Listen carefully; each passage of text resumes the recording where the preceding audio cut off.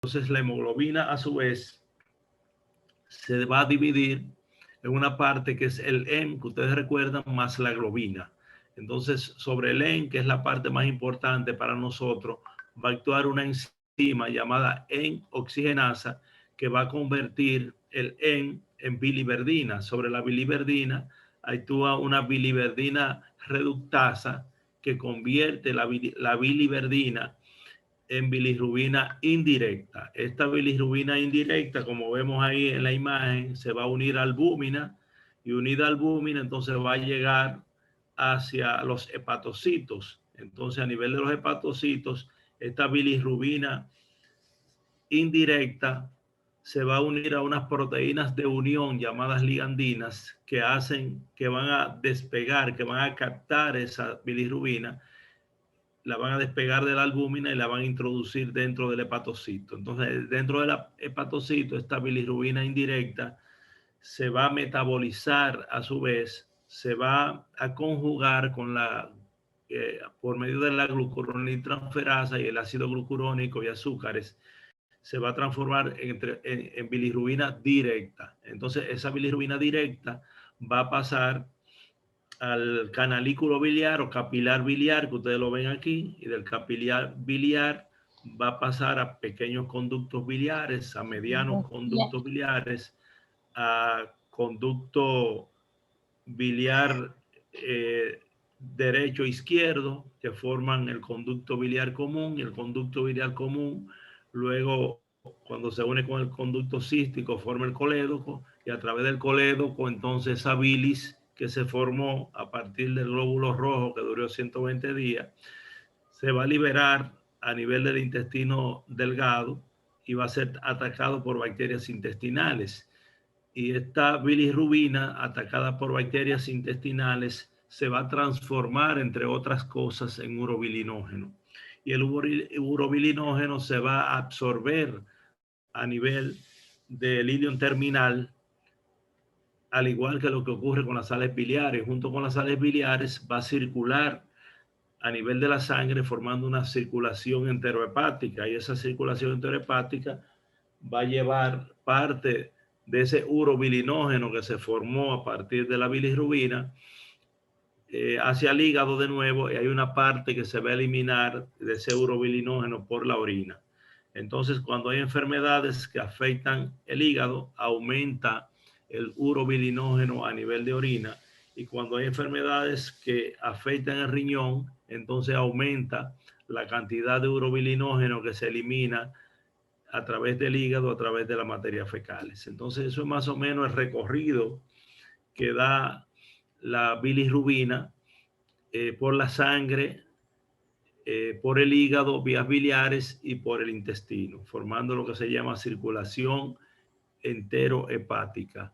Entonces, la mayoría de la bilirrubina indirecta viene de la hemoglobina, del glóbulo rojo que duró 120 días, pero hay glóbulos rojos que se destruyen antes de tiempo, en 24 horas, y forman lo que se conoce como bilirrubina tempranamente marcada. Y la que dura 120 días se le llama bilirrubina tardíamente marcada.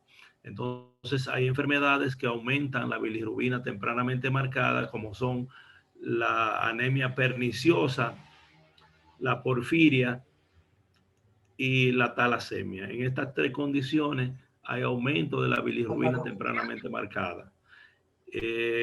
Recuerden que hay otras cromoproteínas, como dice ahí, otras o hemoproteínas que también van a formar bilirrubina indirecta, aparte de la hemoglobina. Y esas otras hemoproteínas son, por ejemplo, los citocromos, las mioglobinas, las enzimas respiratorias, que son cromoproteínas que también al final van a producir como producto último la bilirrubina indirecta, pero la principal fuente de la bilirrubina es la hemoglobina, que proviene de los glóbulos rojos que duraron 120 días.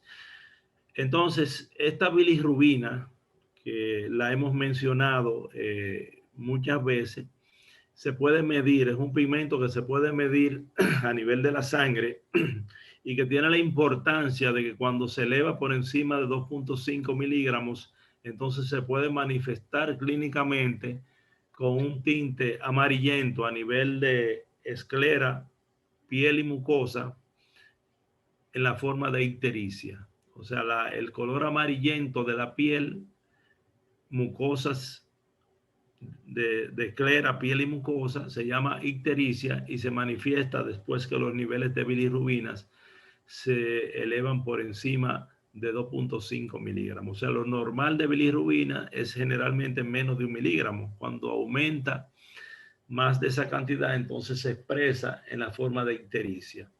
Entonces hay ictericia a expensa de la bilirrubina directa y a expensa de la bilirrubina indirecta. Esa es la gran clasificación de la ictericia o la gran clasificación de la hiperbilirrubinemia, a expensa de bilirrubina directa y a expensa de bilirrubina indirecta. Hay que recordar que hay otras condiciones que pueden producir tinte amarillento en la piel, en escleras y en mucosas, como son la hipercarotenemia. Los pacientes que ingieren gran cantidad de carotenos, que ingieren gran cantidad de alimentos de color amarillo, entonces pueden tener una coloración aumentada, una coloración amarillenta en la piel y principalmente en palmas y plantas, que se puede confundir con la ictericia. Entonces a eso se le llama hipercarotenemia. Y hay otras situaciones, como por ejemplo algunos medicamentos pueden producir alteración de la coloración de la piel. Los medicamentos, por ejemplo, que se utilizan para el paludismo, como la ataverina, se ha visto que puede también producir una coloración, cambios en coloración de la piel que se pueden confundir con una ictericia. Entonces, como dije anteriormente, la ictericia o la hiperbilirrubinemia se va a clasificar en dos grandes grupos, a expensa de la bilirrubina indirecta y a expensa de la bilirrubina directa. Pero hay una clasificación que es más práctica y que nos puede ayudar mejor para entender la fisiopatología de las enfermedades que afectan estos órganos, como son, por ejemplo, una ictericia o hiperbilirrubinemia por aumento de la carga. O sea, hay un aumento importante en la producción de bilirrubina indirecta, como ocurre en las enfermedades hemolíticas, y entonces ese aumento de la carga cuando hay hemólisis va a producir una ictericia a expensas de la indirecta.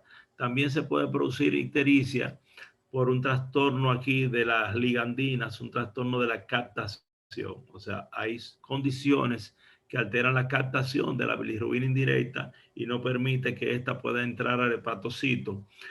Y entonces esas condiciones, como por ejemplo algunos medicamentos como la novobiosina, el ácido flavispídico, la rifampicina, el síndrome de Gilbert, eso lo vamos a detallar luego, pero para que ustedes tengan la introducción, eso van a producir alteración de las ligandinas. Y luego pueden haber también sustancias que alteren la actividad de la glucuroniltransferasa y se altera la conjugación. Entonces hay otras condiciones y hay otras situaciones que alteran la conjugación, como son, por ejemplo, la misma novobiosina, la vitamina K, el cloranfenicol, las hormonas sexuales masculinas, que van a alterar principalmente la conjugación, y entonces puede también producir una ictericia a expensa de la indirecta. O sea que aquí,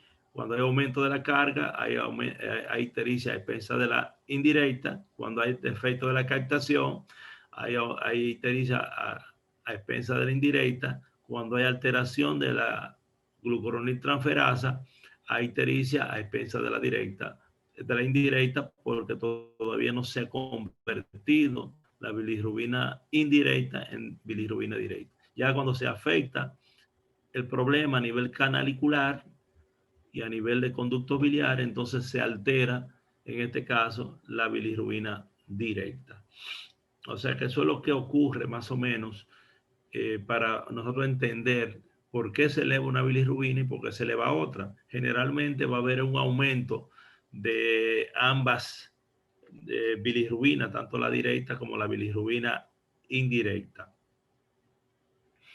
Entonces, como dije, la principal causa de ictericia a expensa de la bilirrubina indirecta es un aumento de la carga y son las enfermedades hemolíticas.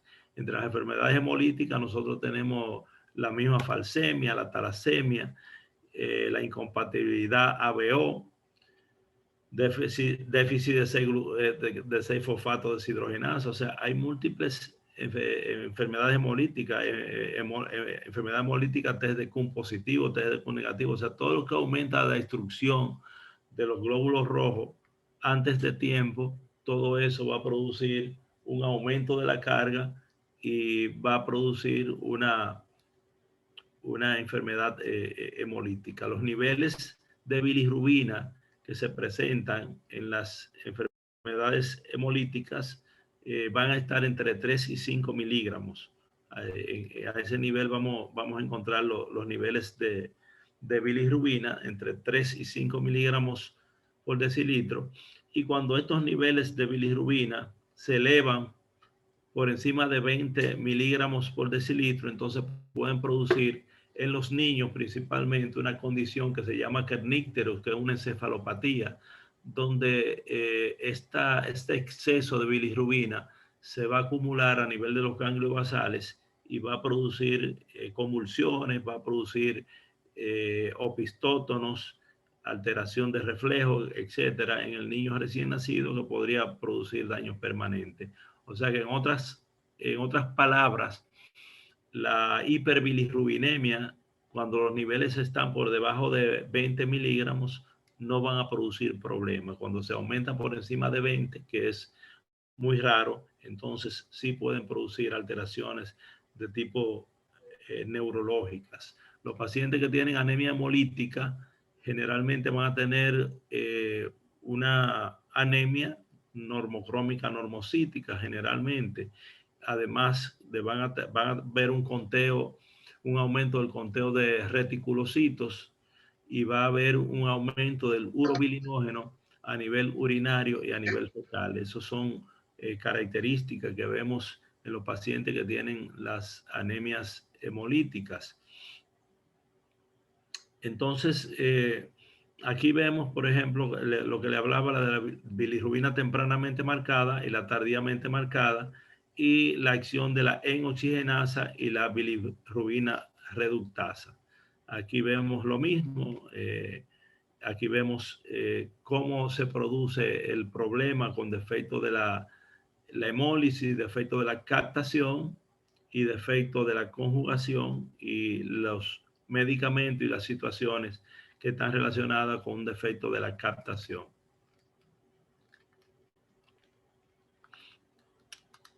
Aquí vemos lo que le decía del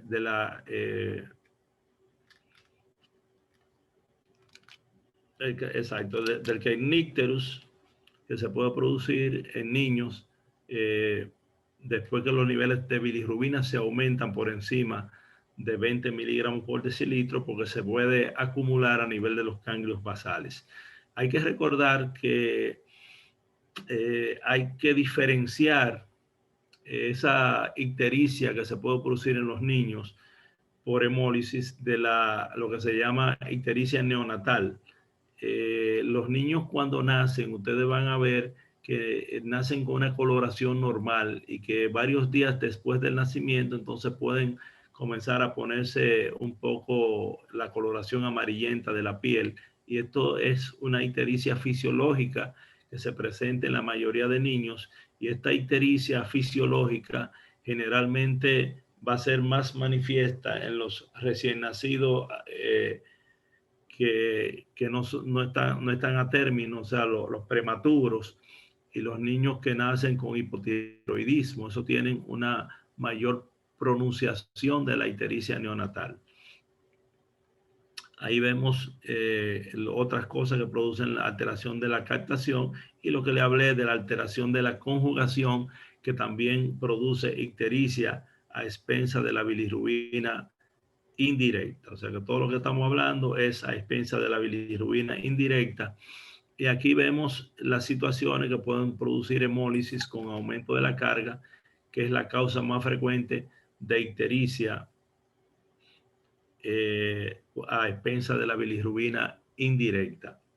Hay que recordar, a propósito de la ictericia neonatal, que hay enfermedades congénitas que también pueden producir ictericia y que se presentan con aumento de la bilirrubina indirecta. En estos síndromes congénitos que se relacionan con aumento de la bilirrubina indirecta y que no son hemólisis y que no son ictericia neonatal, aquí tenemos dos condiciones, como son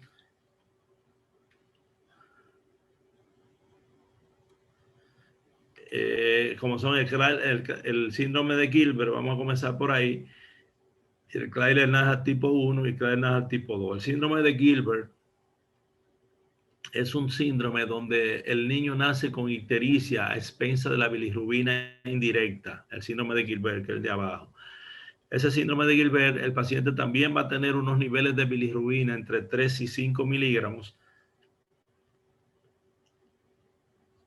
y es la segunda causa de ictericia a expensas de la indirecta después de las enfermedades hemolíticas. Esta condición es relativamente frecuente, se transmite con carácter autosómico dominante, y estos pacientes con síndrome de Gilbert van a tener una disminución de la actividad de la glucuroniltransferasa. O sea, hay suficiente producción de glucuroniltransferasa, pero la actividad de esta va a estar disminuida, una disminución de la actividad.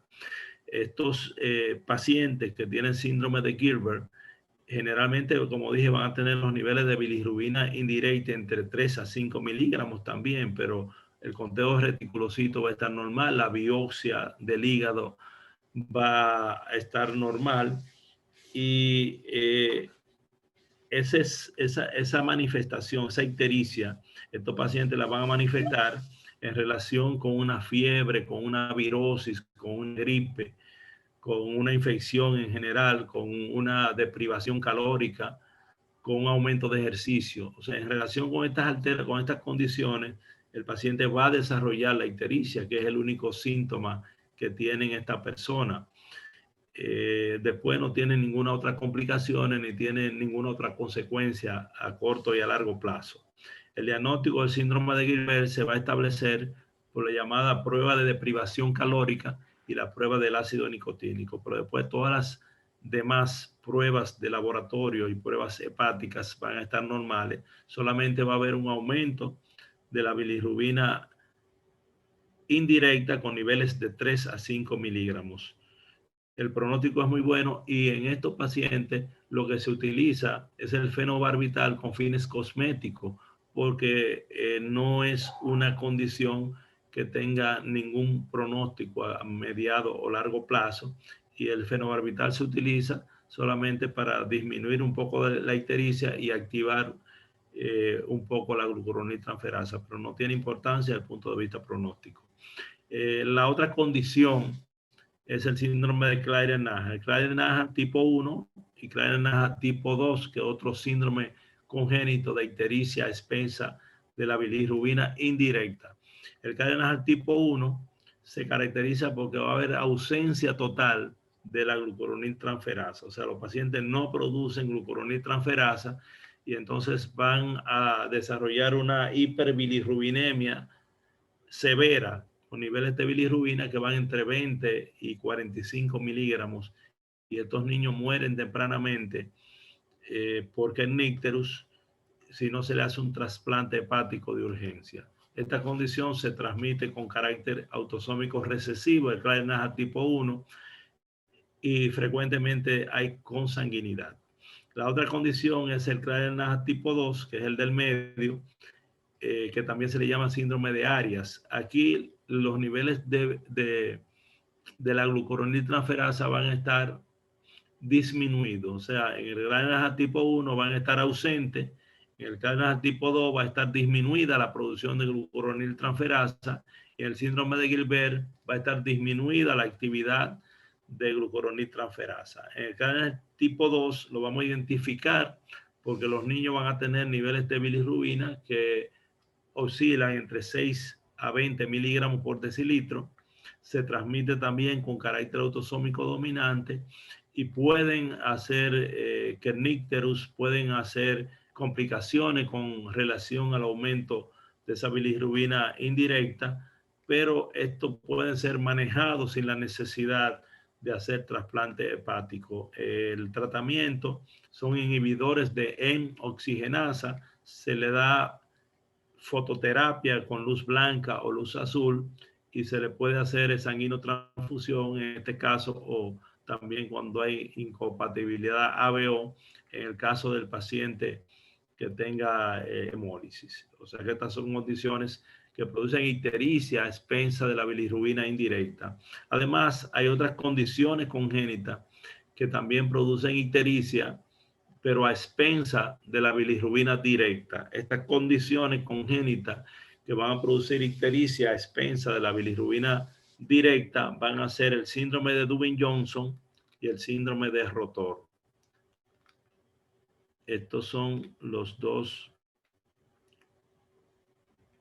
de abajo, síndrome de Dubin-Johnson y síndrome de Rotor. Esas son los dos trastornos congénitos que producen ictericia a expensa de la directa. Los anteriores era a expensa de la bilirrubina indirecta. Aquí vamos a ver que lo que predomina es el aumento de la bilirrubina directa. En el síndrome de Dubin-Johnson, este se caracteriza porque los pacientes van a tener unos niveles de bilirrubina directa entre 5 y 10 miligramos. Generalmente son mujeres, tiene relación con embarazo, tiene relación con la ingesta de anticonceptivos orales y que se van a presentar de buenas a primeras con ictericia a expensa de la bilirrubina directa. Vamos a ver en estos casos que todas las pruebas hepáticas, las pruebas de hepatitis, las pruebas de colestasis, todas van a estar normales y solamente vamos a encontrar los niveles, no hay inflamación y los niveles de bilirrubina van a estar aumentados, la bilirrubina directa, va a tener la prueba de bromosulfa alterada, va a tener, no va a haber visualización de la vesícula biliar cuando se hace una colecistografía, va a tener la prueba de porfirinas también alterada. Y si se hace biopsia, aunque no es necesario, vamos a encontrar un hígado pigmentado con una coloración oscura, marrón o negra, que es muy característica del síndrome de Dubin-Johnson. Pero también, al igual que el anterior, este no tiene consecuencias a largo plazo, no produce degeneración y no predispone a ninguna otra enfermedad. O sea que cuando estas mujeres, que generalmente le da el síndrome de Dubin-Johnson, tiene la ictericia, generalmente se aumenta en relación con los embarazos y en relación con los anticonceptivos orales, pero cuando se termina el embarazo o cuando se retiran los anticonceptivos orales, entonces disminuye los niveles de bilirrubina. El Dubin-Johnson y el Rotor se transmite con carácter autosómico dominante. Hay controversia, unos dicen que es recesivo, otro dominante, pero lo importante es que tiene una transmisión mendeliana. En el caso del síndrome de Rotor es otro síndrome parecido a Dubin-Johnson, pero aquí no se altera la consulfa, se visualiza la vesícula, no se altera, la biopsia va a estar normal, pero sí vamos a tener los niveles de bilirrubina también por encima de 5 a 10 miligramos, la bilirrubina directa, y este aumento se relaciona con los embarazos y con la ingesta de anticonceptivos orales. Este síndrome de Dubin-Johnson y Rotor hay que diferenciarlo de otras condiciones que también producen ictericia en mujeres embarazadas o que ingieren anticonceptivos orales, como son lo que se conoce como colestasis recurrente del embarazo, que aquí las mujeres cuando se embarazan o tienen o tienen la ingesta, la historia de la ingesta de anticonceptivos orales, van a desarrollar ictericia a expensa de la bilirrubina directa, pero no va a tener la bromosulfa alterada, no va a tener la alteración de la coloración del tejido hepático y las pruebas de colestasis, la prueba inflamatoria